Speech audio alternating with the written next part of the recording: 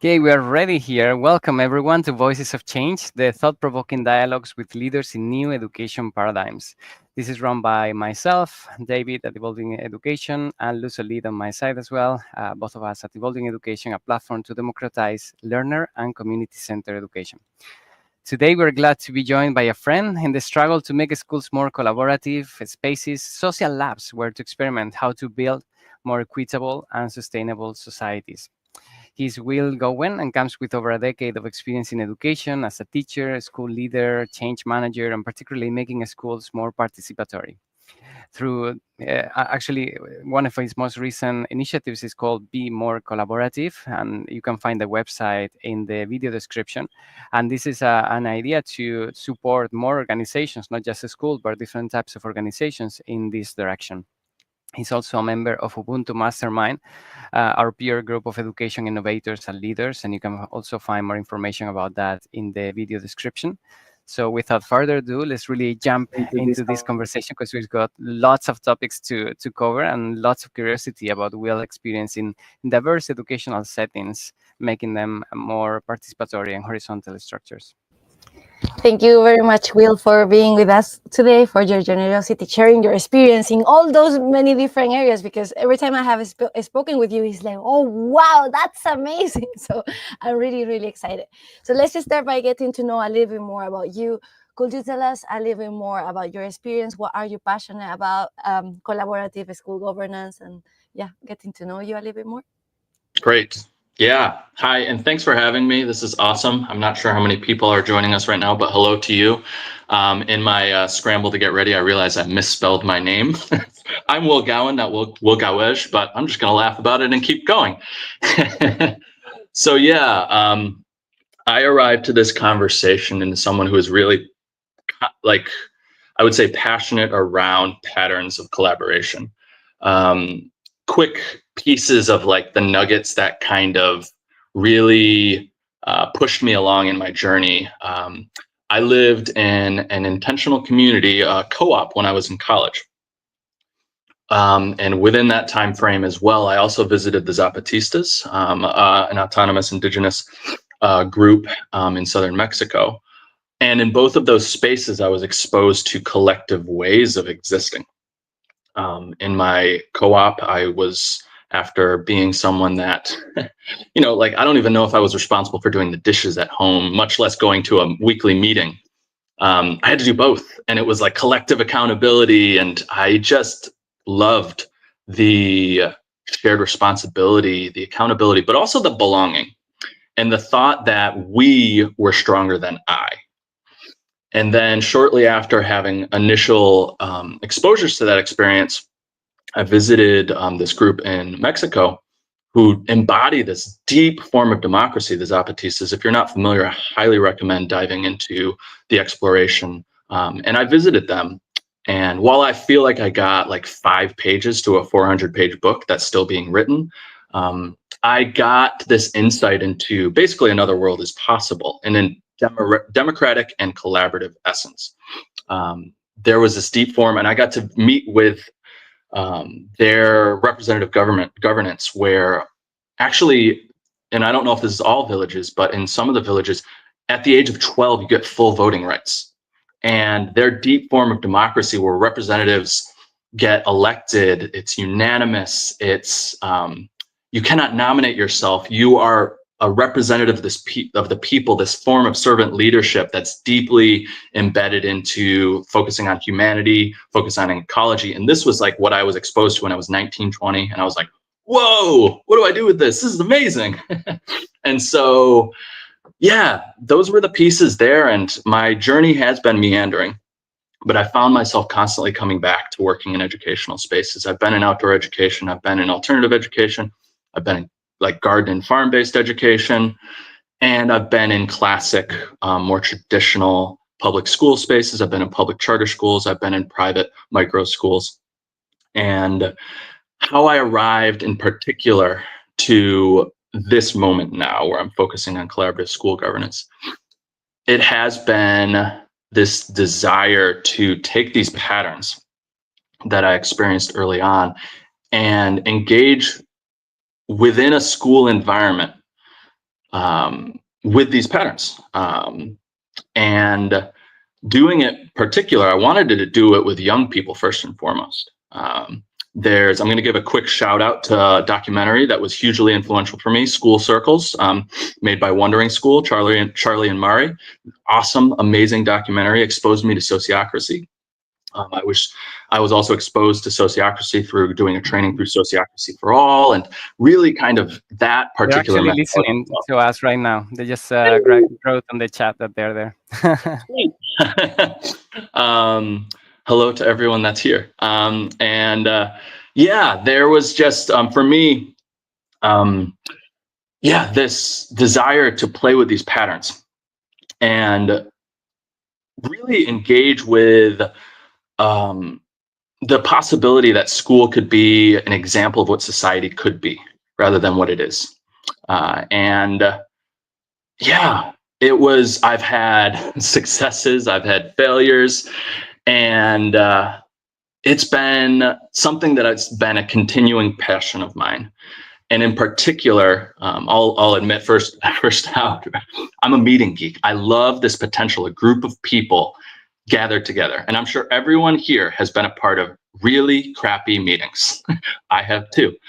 But I've done it with students, I've done it with adults, where we're in the shared space and there is shared action, there's shared belonging, there's this essence of we are doing something together, and I've left those spaces feeling really good, really energized, and like there is something more that we are doing. And that has been instrumental to my own growth, my own experience. And excited to dive into some more of these patterns with you all right now.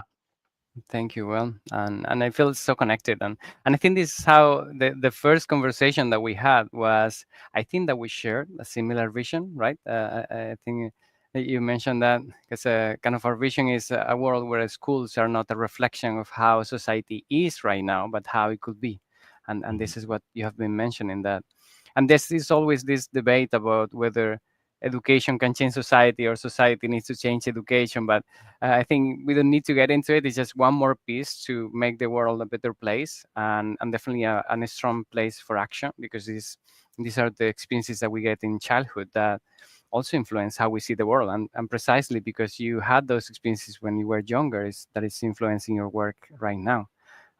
So after also visiting democratic schools ourselves and horizontal learning communities, many of them run by families, we also were shocked by the possibilities. It was like, this is amazing. Why isn't every single school running this way? And not necessarily in a single way, right? There's a diversity of possibilities, but definitely there's more that we can do beyond the command and control model that works in most schools.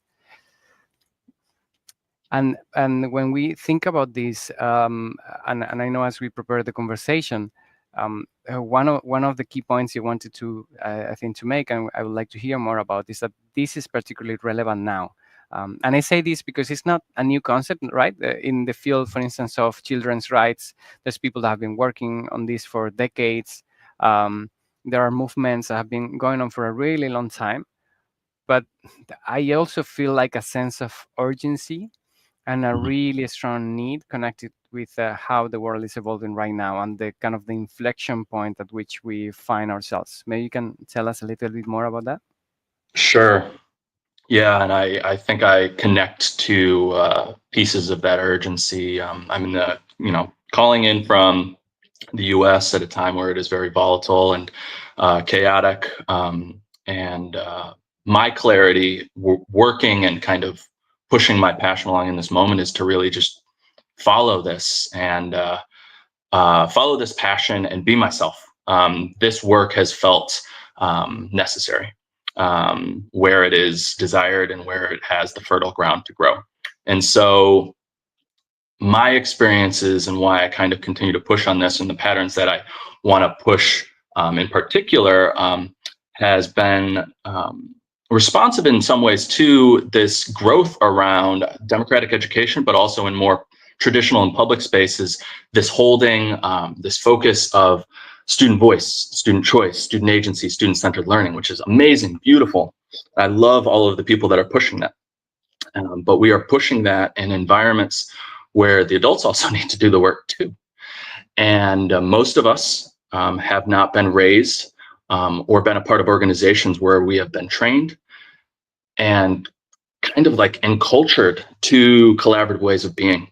It is transformative learning. It is paradigm shifting.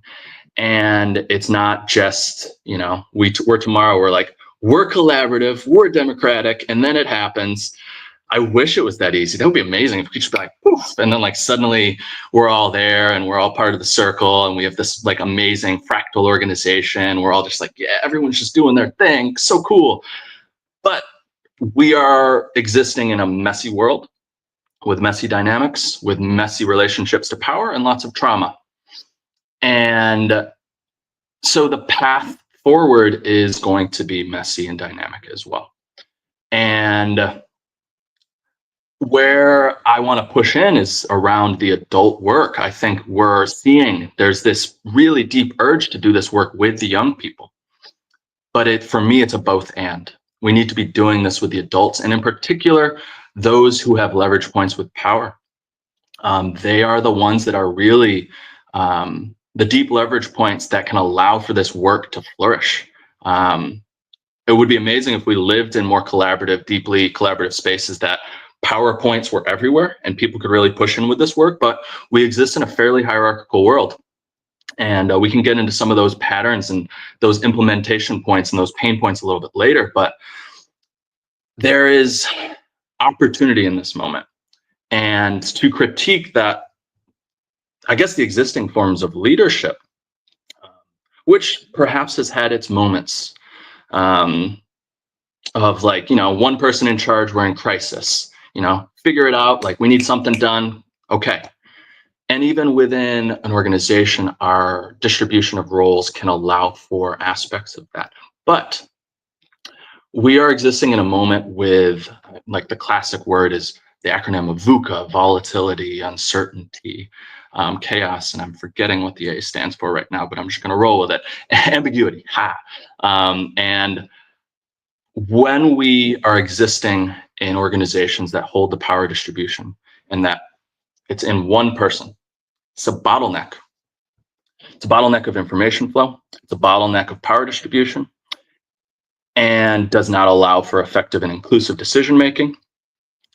And you also lose so much in regards to the collective intelligence of organizations. And so when we're thinking about in schools, teachers who are closest to the work and are day-to-day working with young people, they have insights that can be empowered to be better focused on student-centered learning. Students, it's their lives. They're the ones who are going through this intergenerational transmission of knowledge, trying to become fully formed adults. And, they have perspectives, opinions, all of that should be nourished and heard. But in the traditional model of organizations, in the traditional model of schools, most of which are fairly authoritarian in that classic triangle, we're missing a lot of opportunities. And another aspect of that I want to name is that particular design. And just looking at it as a design issue, it is a design issue that leads to burnout.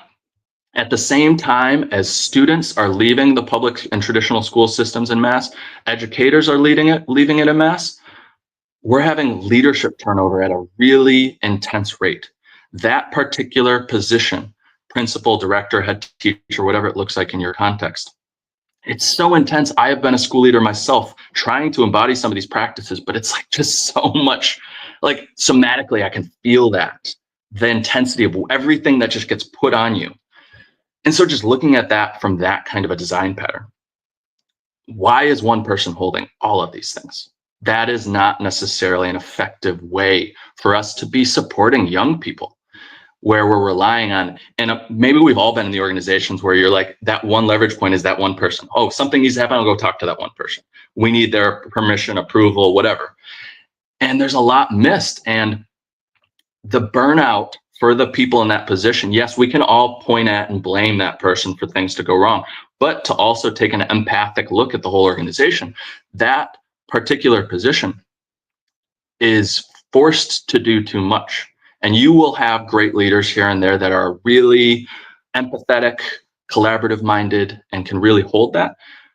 But I say it's few and far between, and that also relates to like some of the leadership training and maybe some of the implicit ways of being that they're holding in the world. People are not getting trained to be principals and school directors in ways that are overtly collaborative.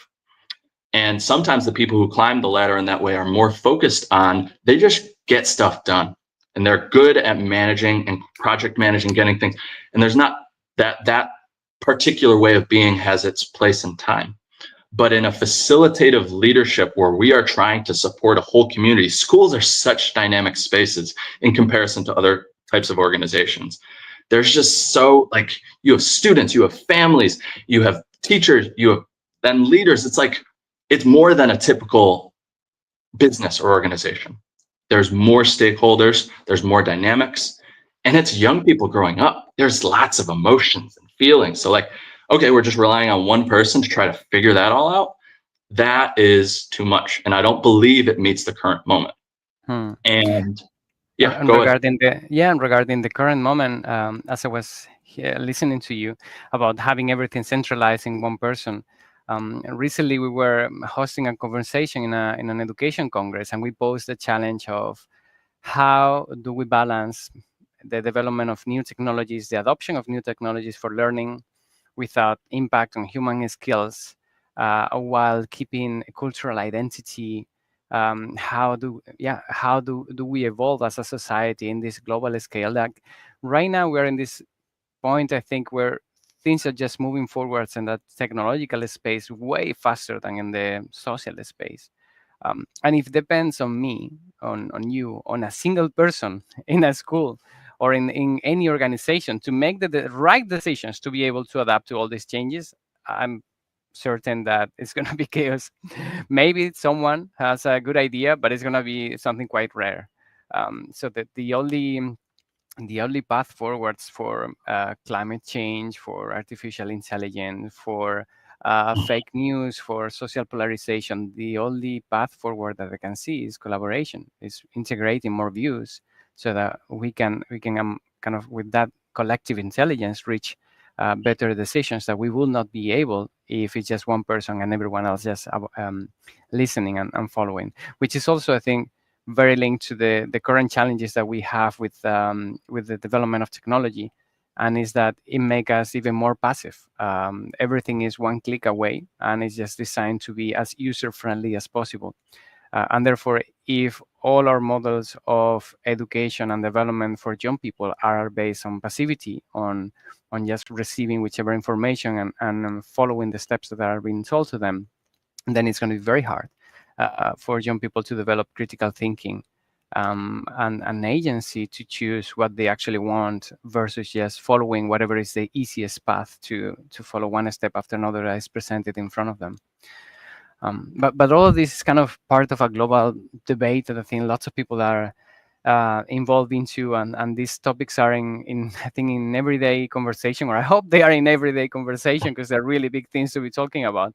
But I would like to hear like a real case, an example, and I know you have lived through many of them. And particularly, I'm thinking about your experience in charter schools, because charter schools in the US can be hubs for innovation, where to try new methodologies. And I think you have been involved in one of them where you experimented with youth agency and then started looking at how it could be done with the leadership as well. So if you could share with us that example, it would be great. Sure. And I do want to quickly kind of connect to and respond to pieces of what you shared, and then I'll get to that example, because to kind of riff on this continuing focus on governance now and why that is important, and especially looking at it from an educational lens, is part of what I am kind of honing in on is a question of how do we create powerful organizations? How do we create powerful schools? And adding to L, like another L to powerful, and thinking about that from a learning capacity of, if you learn how to embody power and learn what it means to be accountable in community, communicate well, and govern, like the lived experience of being a part of governing a community that you are a part of. adult or young person, there will be growth. It probably will be messy, but it will be this deep learning experience. We don't, maybe we don't have the competencies for it. We don't know how to evaluate that, get that clear quantitative data. And I'm sure there are folks who are hopefully working on that. And I can talk to some research that is starting to point at what this can look like in schools and on a positive, like qualitative and quantitative level. But that aspect of being at a time where passivity is possible and perhaps even encouraged, clicking buttons, AI, like what are our critical capacities as humans? And I believe collaborative governance allows us to really be together and lean together in our shared humanity and figure things out together. And it allows for and pushes for more of an aliveness as opposed to an activity, like being active.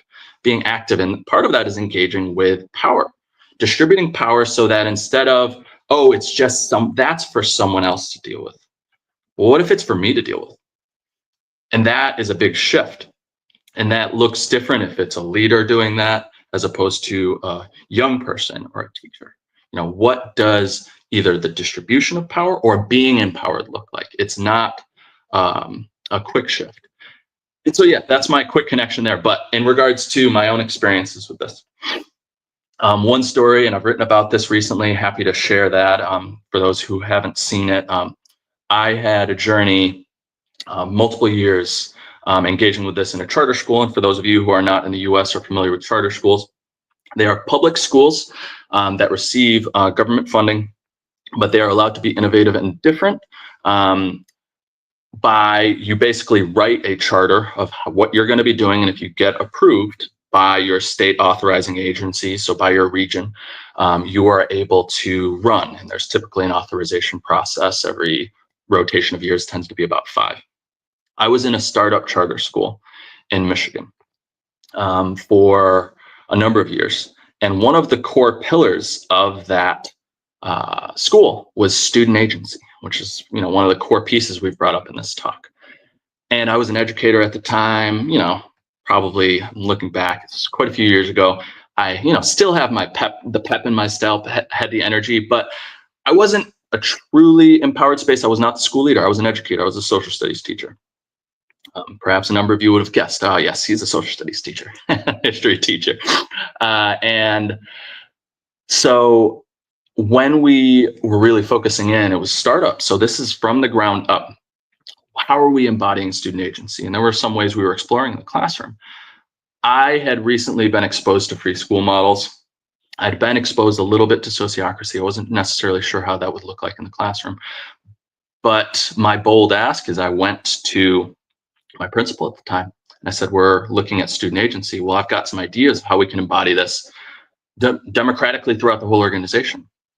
We can have all school meetings. We can actually have conversations around policy and school issues and potentially like ideas for school events, et cetera, et cetera. And I was expecting a no. I was like, I'm not sure. I don't know. Because while holding these ideas, and perhaps you're one of those people out there, and I want to empathize with you in this moment, like it can feel very isolating when you are doing something that is not the norm, that is countercultural, and maybe people in your family and your community don't understand why you're doing it. I've felt that way. I've lived that. And so when I was asking this, I had this like sheepishness. I was holding my body back, and kind of, I want to be confident and I'm excited about it, but it was something I was uncertain about.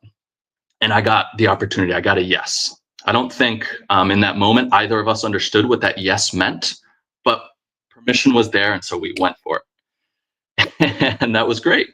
I was very lucky in that. Some people get a no in that situation. And then you're like, well, where do I do that? I try it in my classroom. I get super fed up with the traditional system and I go to start my own community, but then the funding is super hard. Like there are patterns that we've probably all been exploring because we're feeling, and some of this is just an intuitive feeling. I know that I need to do this differently.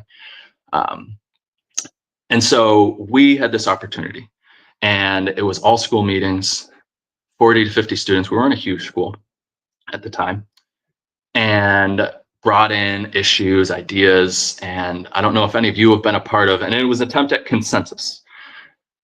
But facilitating 40 to 50 person meetings, I mean, I can do it, I'm confident, especially at this point in my ability facilitating, but in regards to true inclusivity and true effective decision making, a space where everyone can truly share, that space was hard. I would say it was clunky, it was unwieldy, and frustrating at times too. But it was like, we were trying it. It was like, yeah, cool, we're all in this. And it was a space of connection.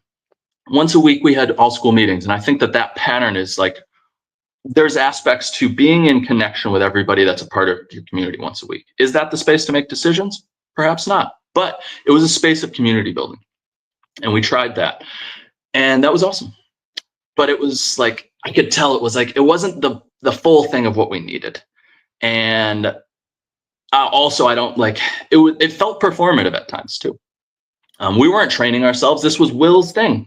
Like, oh, Will facilitates the meetings, all these things, which is great. And perhaps, you've been that person. You are the one with the passion, you're trying it, and it's just you. And you're so focused on it that you're holding all of the things, you're not training anyone else in it. You're doing and that's a single point of failure. What happens when you're sick for 3 weeks? Like, what happens when you're like, so something to think about with systemic implementation. But for me, I was like, I love engaging with systems and like thinking about how to continually iterate and get feedback and get it better. And I could tell that this was good, but it wasn't good enough anymore. And to give a shout out to the film that I mentioned earlier, that summer I discovered school circles. And that was an extremely transformative experience for me. And I saw that and I was like, oh, this. And I had already been in a training with Sociocracy for All, exposed to sociocracy. But I didn't know how it would fit into schools. And so then what Charlie and Murray captured in that film was this confirmation that these patterns that I had felt intuitively yes about could be done in schools. And so I was like, wow, this is amazing. We already have some fertile ground. We're already trying some democratic principles. We're trying some democratic patterns. Let's shift to this. We had an advisory program in place where the students at different grade levels were already kind of segmented in a way that could allow for some of the circles that are a part of sociocracy. And so we were like, yes. And I'm a bit of an early adopter. I find an idea, and like at the same time as I've talked about power, I'm a bit of a pusher. I like these things. I'm like, let's do it. And I've had permission. And so we tried it. And it was definitely at the onset good. It was better, I would say, than what we were doing. But it had shifted from these all school meetings where it was just me facilitating. So that reliance, that single point of failure, well, it was me though. And I could hold that. But to give a little insight into certain pieces of sociocratic tools and sociocratic circles, for those of you who are unfamiliar, is you have multiple circles now that are holding the decision making. So it's not just me facilitating anymore. Other teachers in the building, other adults that are needing to hold and connect to this energy, these patterns, these tools. And at the start, it wasn't amazing because I also, like, it became not just Will's thing anymore, it's everyone's thing. And buy-in wasn't fully there. Neither was the training. And so I would say it was performative at best. And like, kind of like, people were like, yeah, kind of get it. People watched school circles and they were like, yes. Students saw it, staff saw it, and they were like, yes. But taking the idea to action and implementation takes learning some of these tools takes time. It's shifting, especially, as I said before, that cultural piece. When you're not raised with these patterns, it takes time, and it's going to be different for different people and how quickly you glom onto this, how quickly it makes sense to you, how quickly you feel like you can embody this. And so I got frustrated with that. That was tough because I was like, I lost some aspects of the control. It was like, so at the same time, I was like, yes, this to me made more sense systemically than the all school meetings. I wasn't in every circle. So it wasn't like I could bounce around to every circle and then facilitate, because it was really about building empowerment throughout the organization. And so lessons learned through failure. But luckily, I stuck with it for a number of years. And multiple iterations of training and lots of informal conversations and just connecting to people around these patterns, students, staff, but in particular, the huge leverage point, the huge turning point was when the adults in the building had their aha moments. And it wasn't all at once, but that collective buy-in from those who were holding that facilitative space, the other advisors in the building, the other leaders in the building, that were holding this power. Once they got there, things changed. But it was not, 3 months. It was years for some. And I remember like sometimes the training like that, like training around consent decision making, which I love, this essence of consent, good enough for now, safe enough to try. That was huge for me. Shifting from, do we all agree, to, is this good enough? Is this safe enough? Wow, that was a huge shift. And that's one of the tools that we'll talk about a little bit later. But that, when the adults got there and we started doing that, then things kind of like, it was more of like and the O was positive. We started, the wheels started turning.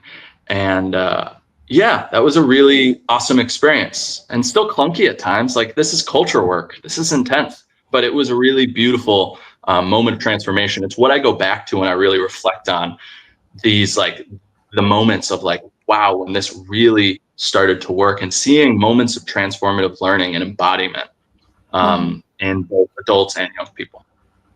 That sounds amazing, Will. I was reflecting about the collective intelligence. No, what does that mean? Because as you said, we have never seen that before. Like there is not that many spaces in which we can bring all that.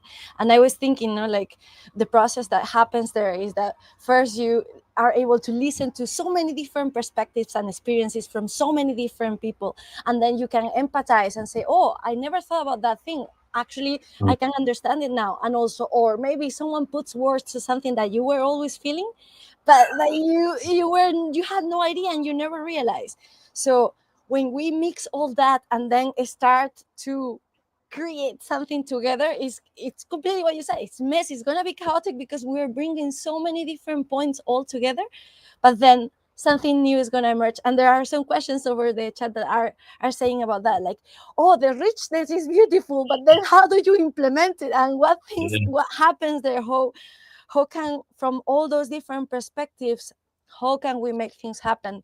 So yeah, if you could share a little bit more of what might look like when collaborative governance is actually really working on in the schools, in your experience, and different models. You have mentioned sociocratic decision making and so on, but if you can share a little bit more, that would be fantastic. Definitely,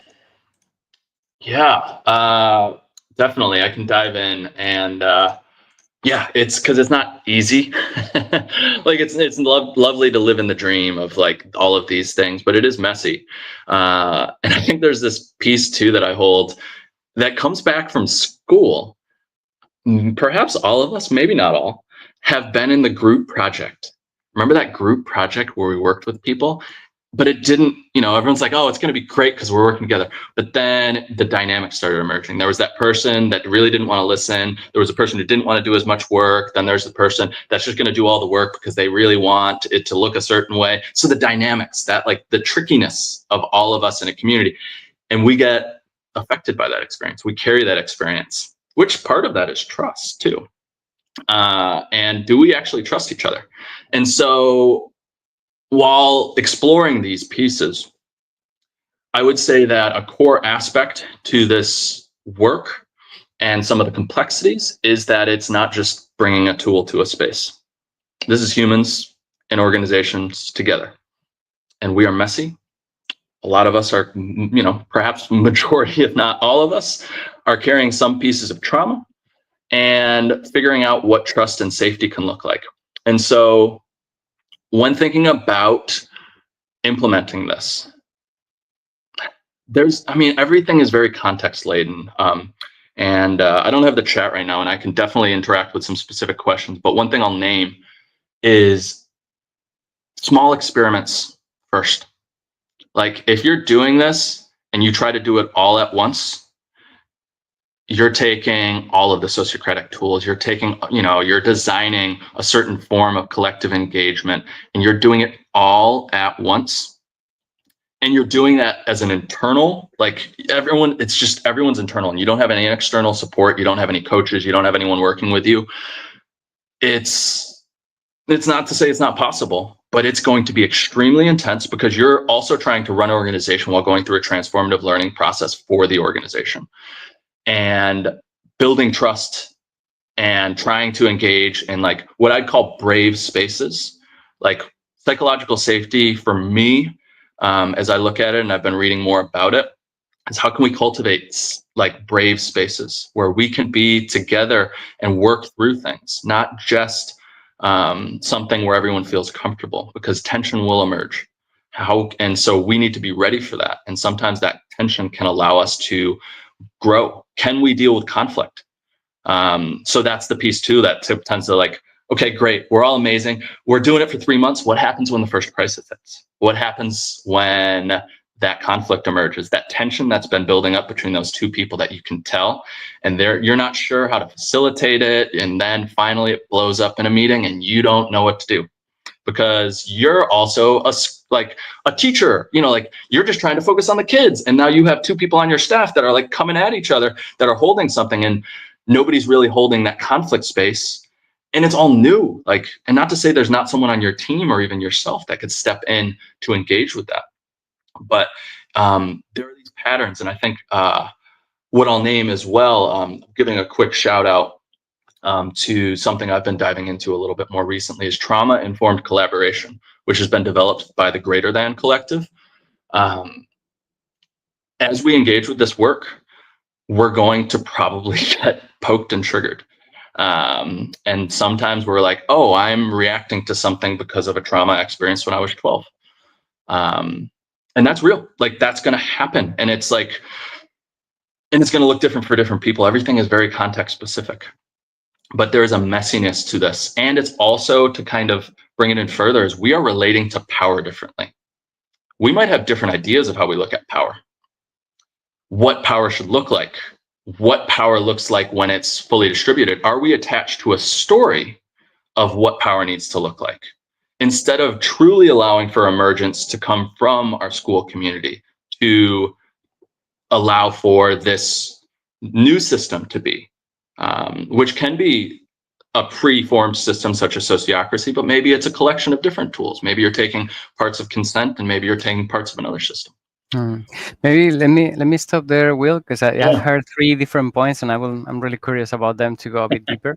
Sure. The first one I heard was about where to start, and I love what you said about looking at it from an experimentation mindset, thinking that it's not the perfect model that we're going to implement at once. It's going to be a try, and then the objective is really to learn from it for a second iteration and a third iteration.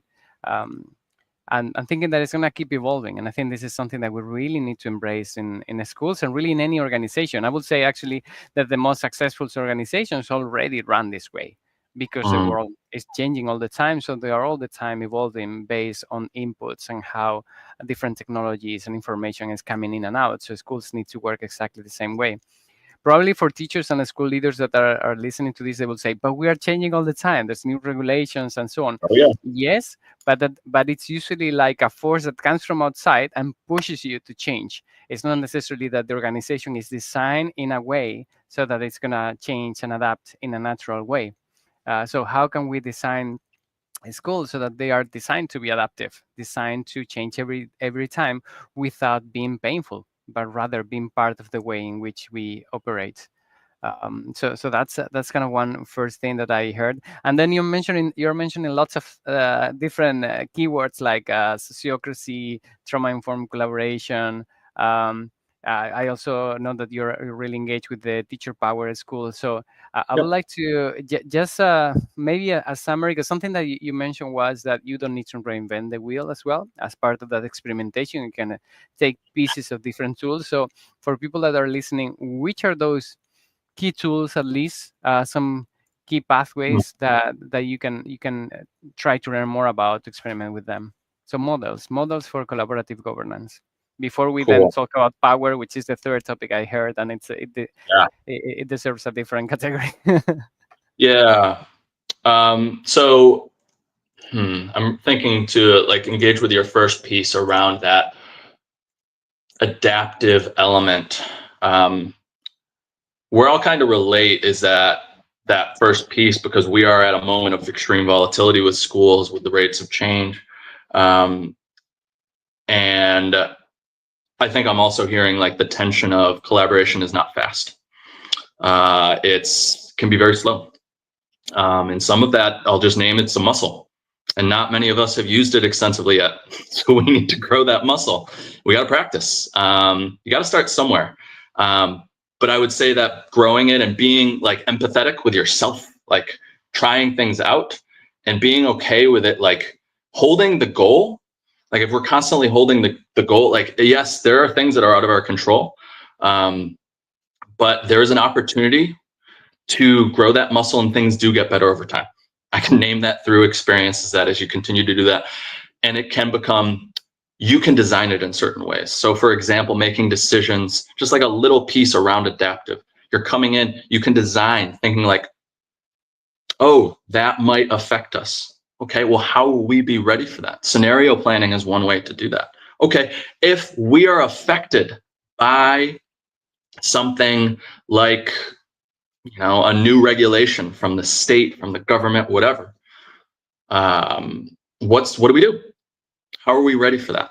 And talking through that. And there are different, like scenario planning, something I've mentioned. Liberating structures is a great facilitative tool that you can kind of pull in pieces of to help hold that. I know I'm sharing things that, you know, each of those are like bodies of knowledge that you can dive into. But and also just naming that like muscle of like just being able to try things, see what works, and some things are not going to work.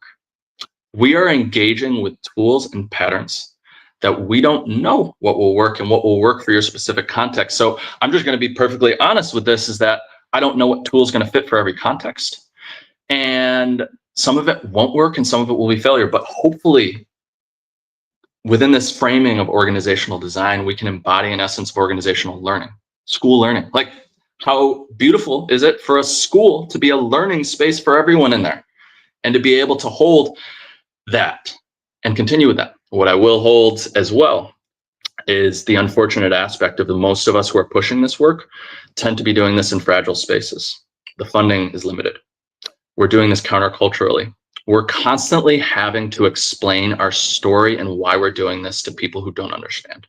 That is real. I want to, like, for every one of you that's trying to do this, like, my heart is with you. It's not easy. And so when you're like, I just want this to work, I need it to work because I've got 7 other things I need to be doing. And so how do we create spaciousness in organizations? And I think that's the aspect too of like, if there are things that you know work for you or your small groups or with your students, sticking with what works is fine. You don't have to change coming into this, like this call or like learning from this or a coach or whoever. You don't have to try all the tools at once. Like, okay, we know where we're at. I'm going to try one thing. I'm going to use consent in one particular aspect with my students or with my staff. And if it works, then we build from there. Change is hard, especially when you're trying to get everyone to embody that change too. And designing at a small level, but then to kind of get back to this larger, like, oh, we're going to get affected by all of these things. We are at very volatile times. And unfortunately, a lot of these schools that we're trying to do this within are sometimes at the whim of larger forces. And how do we rock with those?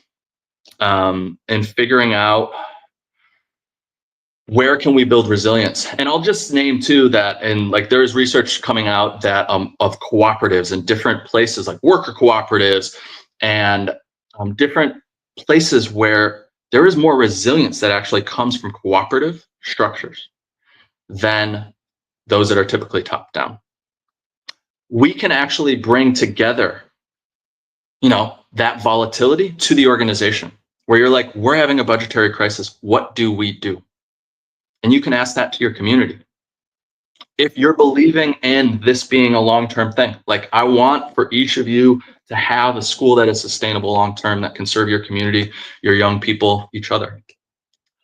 You can take your crises to the people. Do not hold it in these roles and these, like, you know, these bottlenecks. If we can bring these to the community to figure it out together, if we can truly lean into our humanity being shared in these moments of crisis and figure out what to do together, there is opportunity.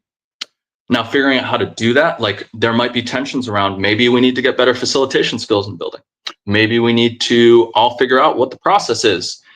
It's not just like, oh, we're making decisions together. I'm a firm believer in like trying out some structures.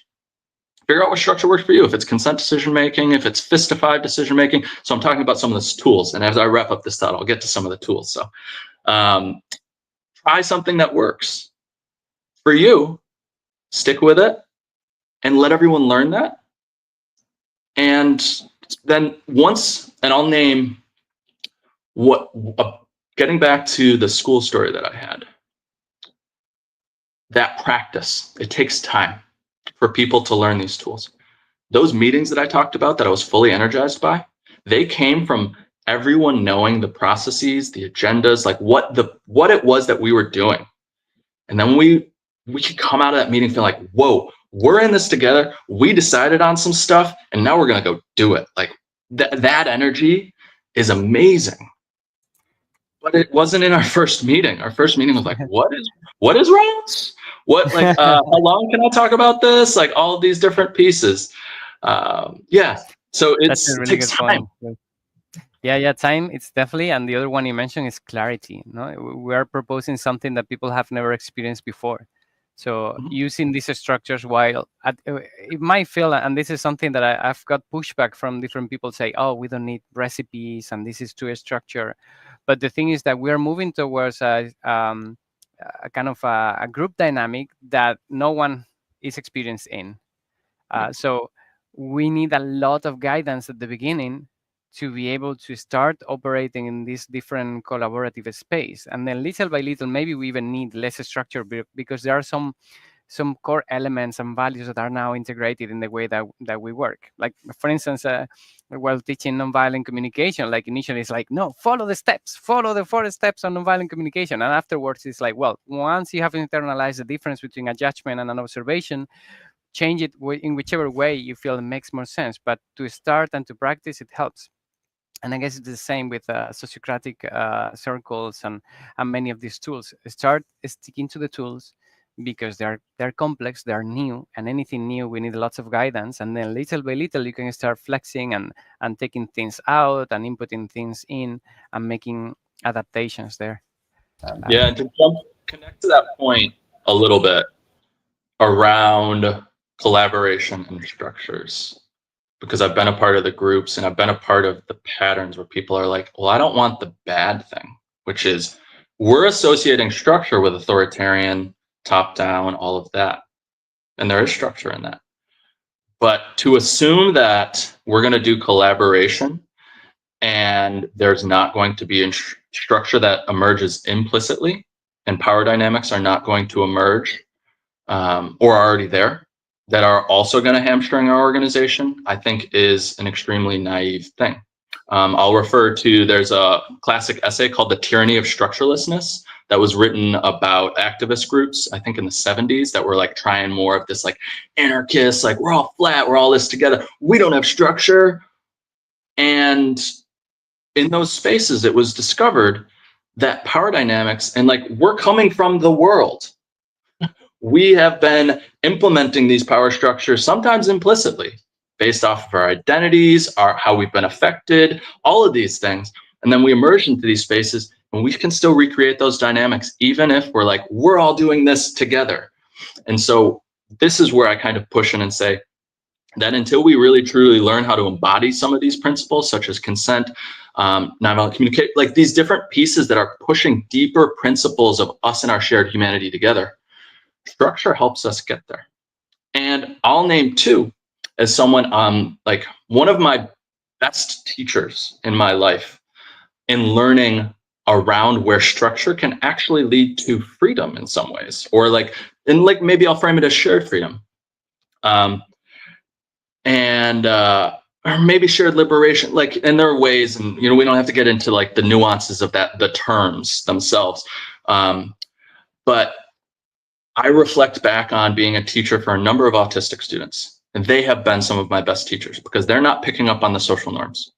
They are not picking up on the vibes. Like, we're just doing it all together. We're going to figure it out. They're like, no, I don't know what we're doing right now.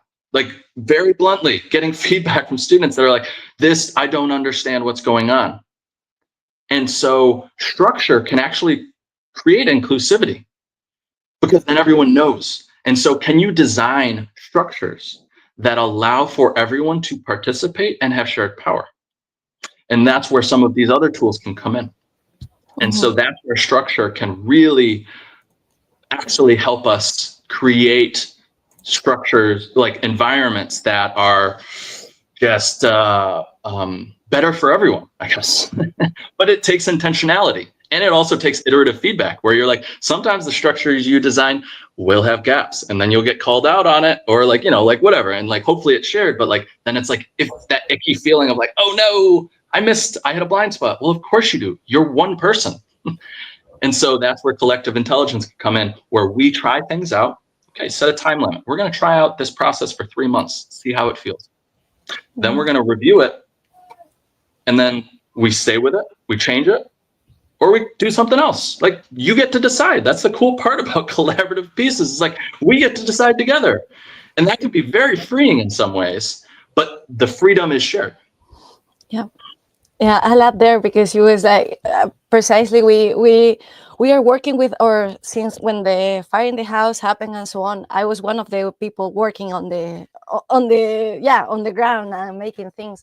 And one thing that happened is that in the team, like of people that we were reconstructing, I was like, I'm gonna implement the change up or the agile methodology, just for, because I was completely ignored. I was like the woman in a rural community in Mexico, so definitely not like my voice in a setting that was the construction site was like I was a phantom. I pretty much said things David repeated and everybody did what David said, but then what I said didn't matter. And it was like, I'm implementing the change up. And once that we implemented it within the team, people started listening. And not because let's say that the dynamic there changed just because there wasn't a structure that allowed my voice to be heard. So yes, just one tool that allowed people to actually say, oh, she might be a woman, but she has something to say. So something so simple as creating those structures, I feel that they can have a really big impact. And I want to add something else there to all the complexity of what we are talking about, since we have never seen these things and we have to try and make a lot of experiments. One thing that for sure is going to happen is that we are going to make a lot of mistakes. It's like that's going to be part of the whole learning process. And I think that is really important there to be aware that those mistakes are going to happen and to have that self-compassion and to have that mindset of mistakes are fantastic. We are learning from them. Because if there is a lot of heaviness and that word is fully like charged with so many things, we are going to be de-encouraged and demotivated all the time. So I think that's something really important is to add that powerful thing. Mistakes are part of the process and we are going to make them all. Yeah, we are. And so I want to connect that to, like, we're talking about doing this in education. And so thinking about, well, probably most of us that are here watching this, you know, engaging with this, we do that with young people. We give, oh, you try something out, it didn't work out. Oh, okay, we're going to try again. This is learning. Can we hold that sort of patience with ourselves as we do this work? And that kind of self-love and shared love, to not project that. If we can hold that sense of patience, love, empathy in our team, as opposed to the students, what if we were to hold that in a, you know, in specific ways, and there can be nuance to it, but organizational learning at the same time as we're creating learning environments for young people. It's all of us together. And if we're trying this out, how can we reflect that back to ourselves? Yeah. And to connect to another piece that you should lose was around just like the little patterns. And we can talk a little bit about the tools as necessary, but one that really came up with your story in regards to work teams that I've been a part of is a simple tool like rounds, which is, you know, maybe you've heard like in other places, it'll be a talking stick where you go one by one. And sometimes is not the right tool if you need to be making a decision quicker, the team is too big or whatever. There's lots of nuances to how do we engage with this depending on context. But in a small work team, small group, to just not be engaged in the tiki-taka, like bop, bop, bop, bop, bop, where I know I'm a talker. You all are listening to me right now. I like to talk, bop, bop, bop, bop.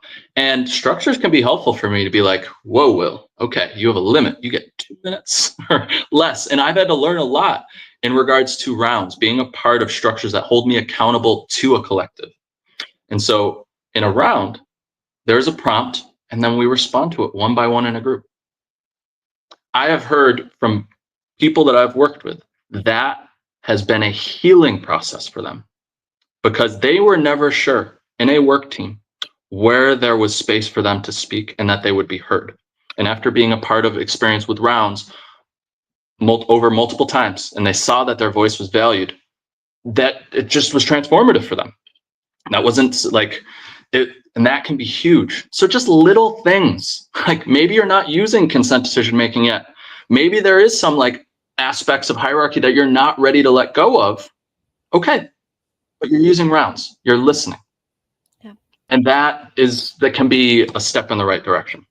So simple as a circle in which we listen to each other and respect each other's voices. I feel that in this space is one thing that is there and I love is that radical vulnerability. Like they are spaces in which everyone has the opportunity to share, to be there, to open up, and at the same time that vulnerability is completely related to what you were talking about, the brave spaces, because you need to be really brave to say it out loud and to speak up and share your point of view and so on. So every act of vulnerability is an act of bravery, really.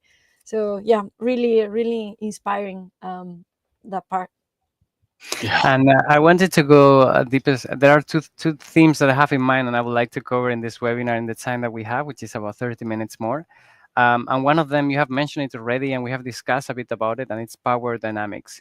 You have mentioned already like different types of dynamics and structures, tools that help us to be more inclusive, to neurodiversity, to different people's styles of communication, and that's fantastic.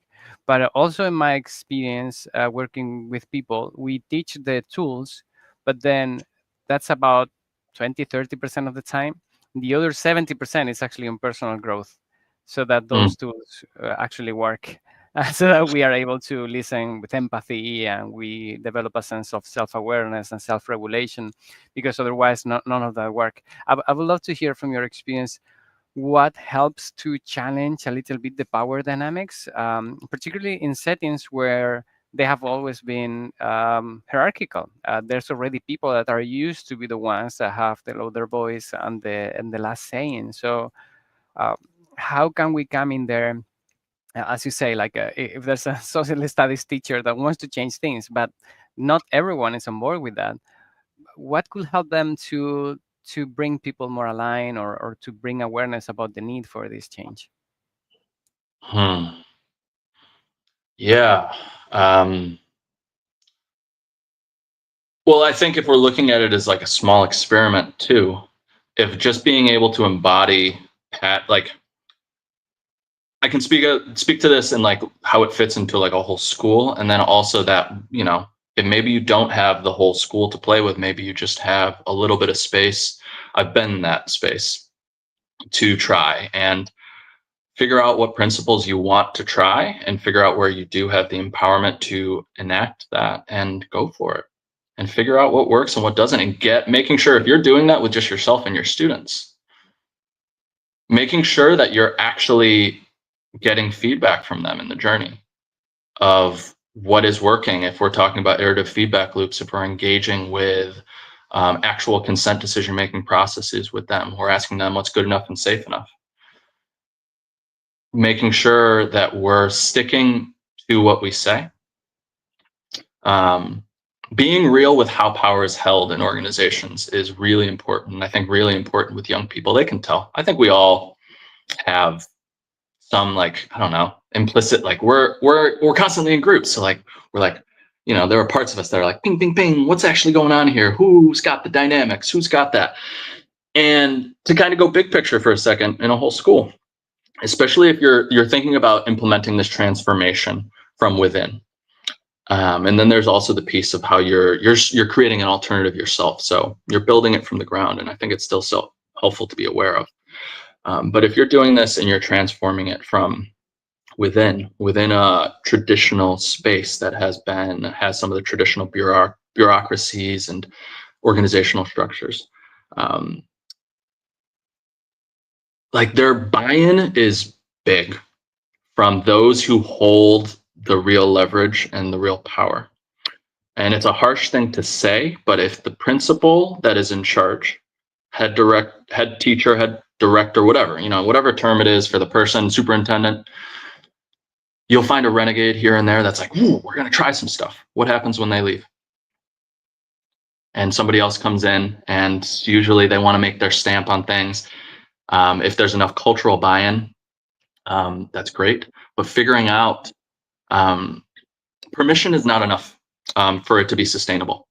And I think there's just to kind of be real about this, when implementing this, we can look at small experiments, and there's so much beauty in being able to try something. But if we're really trying to transform organizations for the long haul, it can't just be permission from those in power.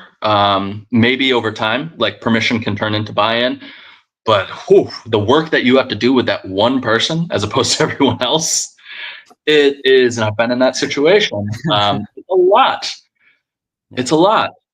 And it's so, I think about these leverage points where we focus on, and just paying attention to what the power dynamics are.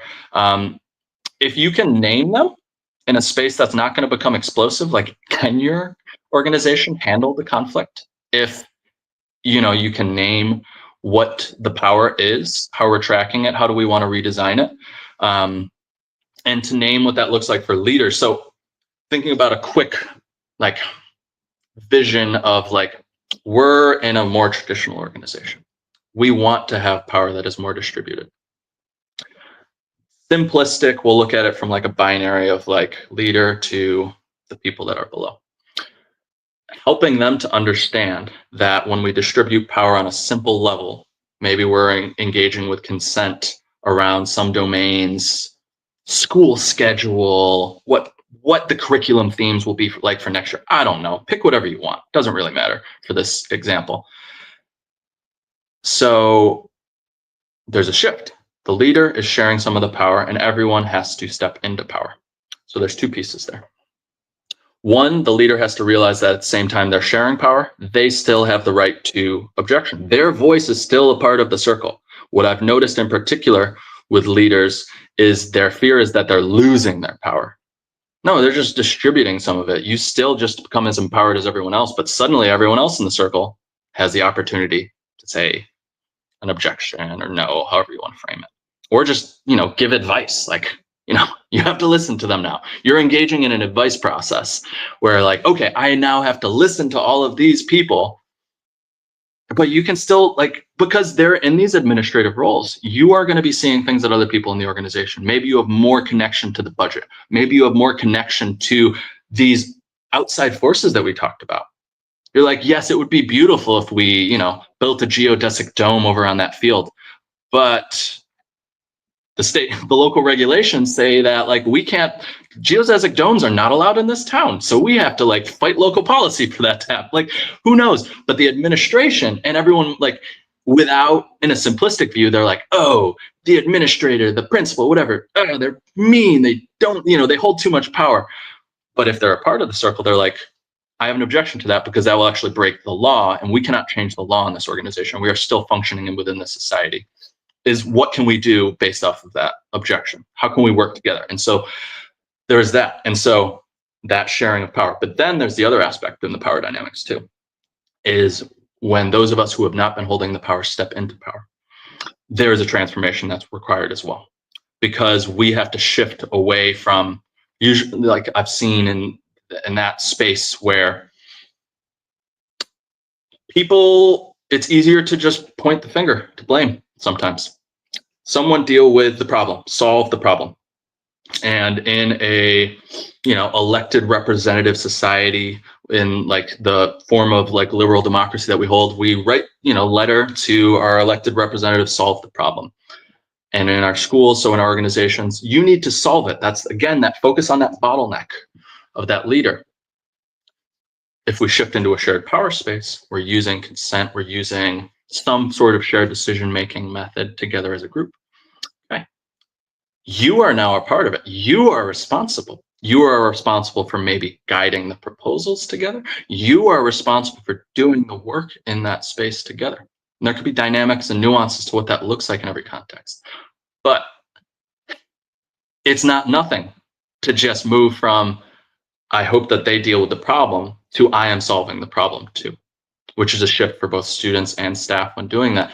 It's sometimes easier to just point the finger and blame everyone else for the problems. But then when we come in together, that empowerment. And I think I'll name two,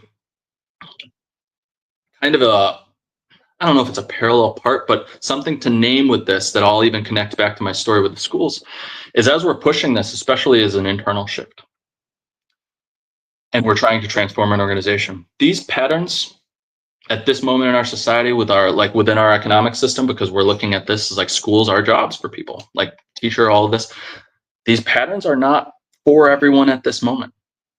People have to consent to using consent. Crazy, like, woo, like, yeah. And as we transition these organizations, having the wherewithal to realize that maybe not everyone kind of goes through this transformation. There sometimes might be opt-out moments, which is, if you're the person that's holding the passion around this, you're like, come on, like, can't you see it? So it's gonna be amazing. They might not hold that vision. They're like, this is a job. I'm here. This is what provides me livelihood. And I can only have the capacity or the wherewithal. I'm not willing to go through this transformative learning journey. And that is a real piece, though. And if you can't, those people will hold power too, because if you push on them too hard, they can be what sinks the ship too. Because they're like, I don't want to do that. I just came here to teach. I've been doing it this way for 20 years. And now you're telling me to do it completely differently. And it sounds like I have to like teach 2 more classes to help kids learn how to like democratically engage. Like, what is going on? There's still like, let me transfer out to another school. And that's a dynamic as well.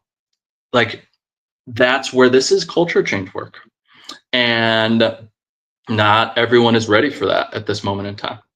And nor they want that. And that's like, again, if we're engaging with like a piece that I'll connect to is like that I've found really influential. I've mentioned consent a fair bit, but if we look as a consent as a principle, as opposed to just a decision-making method, and we hold that throughout an organization, thinking about that, everyone does have to have, that's the buy-in as opposed to permission. This is like a lived experience. We want to be here, that choice, which is a intense dynamic to sit within, as many of us are also engaging like the compulsory. Education is forced in our society. And so how many people are choosing to be there, really, as opposed to I've been forced to be here?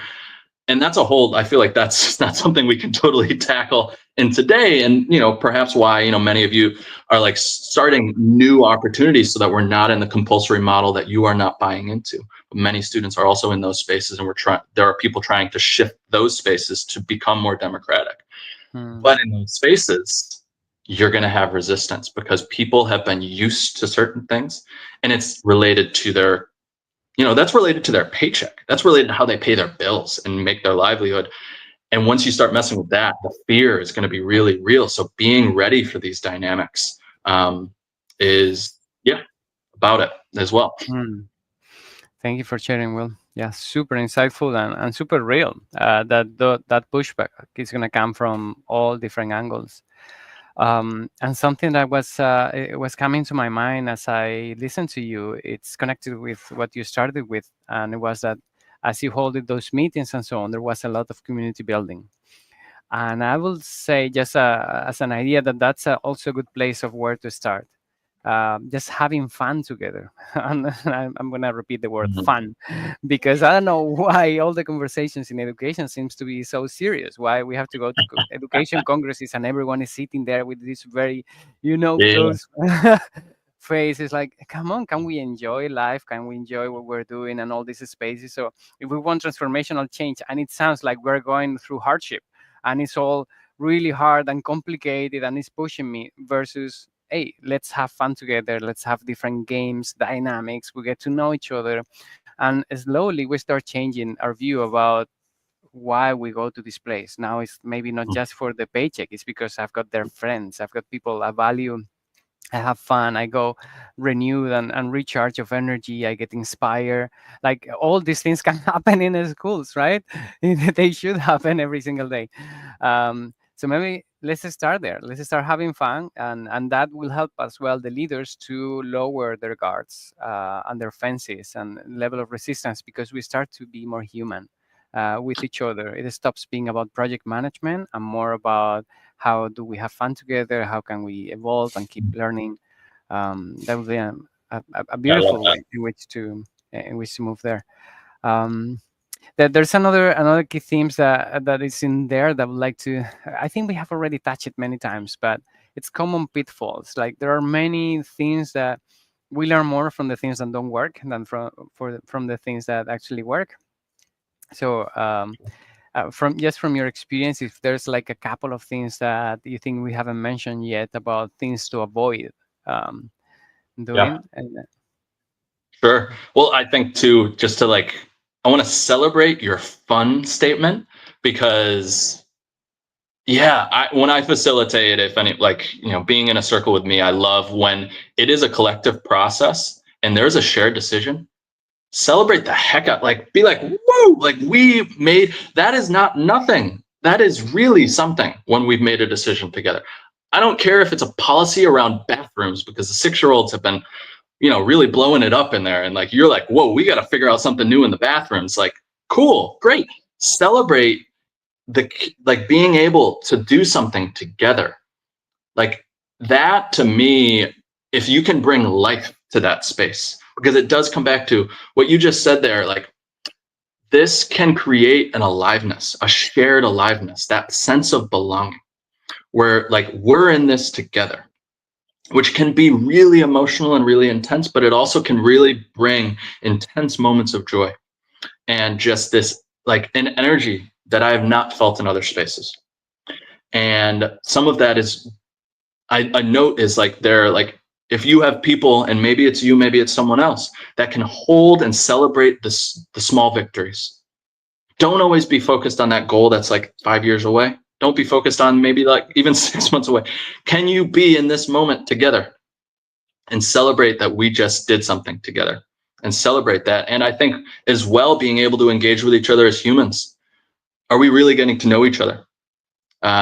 And so I think this does relate to common pitfalls, because if we're like not seeing each other for our shared humanity in these collaborative spaces, you're just like, oh, that's that person that got in the way of my proposal 3 times in a row. Like, oof, okay, they're also a human that's lived however many years and has like likes, dislikes, and like, yeah, maybe your personalities don't align. That's going to happen in an organization.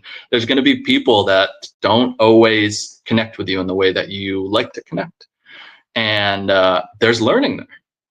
And how can we, and so like that's where like team building, like some of the simple things, just like how are we getting energy together too? How are we seeing our shared humanity? That can create even little things. What can give you energy for the next 3 months of hard work where you're in a moment of crisis? Can you take 30 minutes out of your meeting to just like get to know someone? I remember in meetings I've had like, like where we'll do like a 20 questions for like the first 15 minutes of a meeting with someone. Well, 20 questions is probably too many. And it depends on how much but that person talks. Like, again, take nuance with how you design these things, but embrace the people in your space. You're in it together. You have who's there. And there is like also like, there can be limits to how much people show up. It's amazing when people can show up as their whole selves.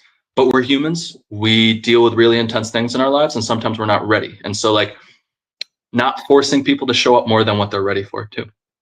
That is, and then with the conflict piece, I would say from the outset, Well, there's two pieces to this. If you can hold like a trauma-informed awareness and also like an awareness around power dynamics as you enter a space and just have that information, maybe for those of you who have the source energy around this transformation, if you can hold that, that can help you design.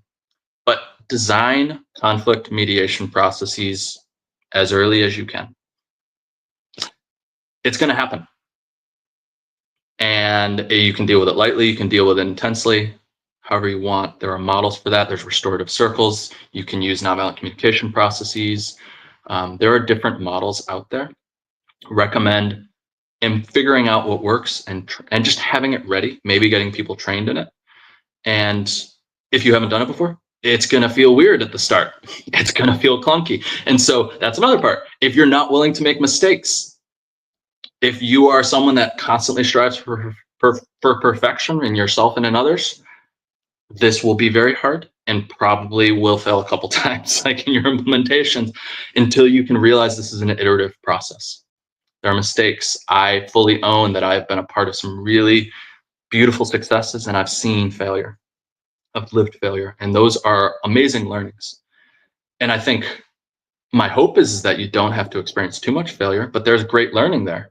And that there's the intensity of that too, because sometimes we're engaging with this work as for some of us, it's our life dream. I've started the school that has been my life dream that I wish I had as a child. And so when things don't go the way we want it to go, it's really intense, and there can be a grieving process around what doesn't work or fit our vision. And holding space for that emotionality is real. Like burnout, so for the people who are holding source, and for the people who are holding the vision and the intensity of the work, education is a very intensive space, perhaps more so than other industries. You're doing work and you're supporting the growth of these tiny humans, big humans, although some of the high schoolers, they're big, they're sometimes bigger than us, but where can there be intentionally designed checkpoints that allow for like energy release? Like if everyone's just go all the time, there's limits to that. And if those people that are pushing are single points of failure in your organization, that is a weak spot. If that person suddenly they're go and then they're sick for a month, who's doing what they were doing? Who's facilitating the meetings now? This, that, and the other. Thinking about that, in small schools too, can tend to be people dependent as opposed to role dependent. But can you design in ways that allow for a little bit of role dependency? And so connecting to common pitfalls, clarity. We talked getting back to clarity. How are we distributing roles in the organization? Building as much transparency and clarity as possible. Easier said than done, but I'm sure we've all either are now or have worked in organizations and schools where there's the people who just pick up after everyone else. And I'm not just talking about like literally picking up stuff. I'm talking about the emotional stuff, the things that don't get done. I've kind of framed it as the gap fillers. It's sometimes like, I'll also even frame it as like the moms of the organization. Like the ones who are constantly, and for me, like I'll say that's not good enough as I look at that. Because if we're not intentionally designing it, I love the people that are doing that. But what happens when they're not here? And usually if that happens for long enough and you don't check in with those people, there will be tension that builds up, and what they have been doing has not been acknowledged. And so how can we intentionally design role distribution? Like, so the tasks in ways that capture everything that is done, and maybe in some dynamic and maybe even silly ways. We're doing a lot in the schools to support young people. And if we're in a small space where, everyone's doing a little of everything, roles can be dynamically named. And sometimes, we've probably all worked in jobs where our role description was different from what it was 2 weeks after we were hired, kind of situation. It's like, well, yeah, I guess that's what it says I do, but I do about 15 other things. And can we build clarity? Because then we can also be dynamic with how we change that. And the patience kind of comes through as we're implementing this. If we're not patient with these changes, Actually, patterns around, I don't know who here might be familiar with permaculture. It's an ecological design tool. You do a lot of work up front for results in the long run. And I think there's similarities with this work.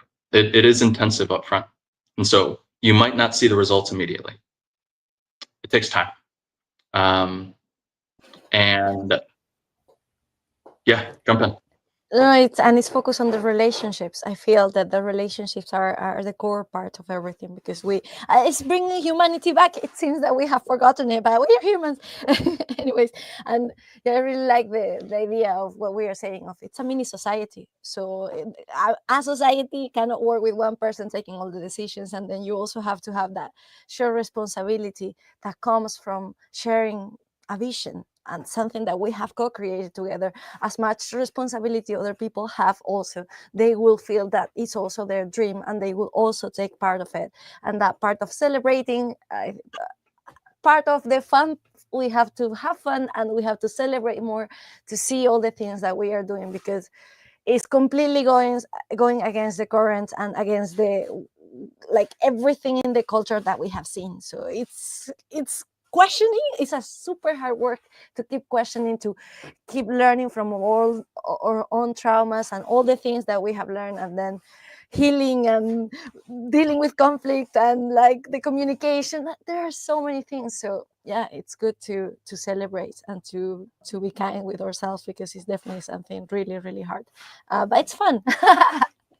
And Will, how can people keep in contact with you and keep engaging to make their organizations more collaborative? Sure. Yeah. So I am currently undergoing a bit of a transition myself. I currently work in a school in southern New Hampshire in the US, but I am shifting slowly but surely to focus on external support for schools and educational communities doing this work. And I have, feel free, everyone here, connect with me on LinkedIn. I would love to stay connected. I'm actually engaging with a listening project right now focused on collecting stories and developing resources around the successes and failures and hard-won wisdom of collaborative governance in schools. I've seen some pieces of the puzzle, but I'm sure you may have seen some as well. And so I'm continually talking with people. And so connecting with LinkedIn.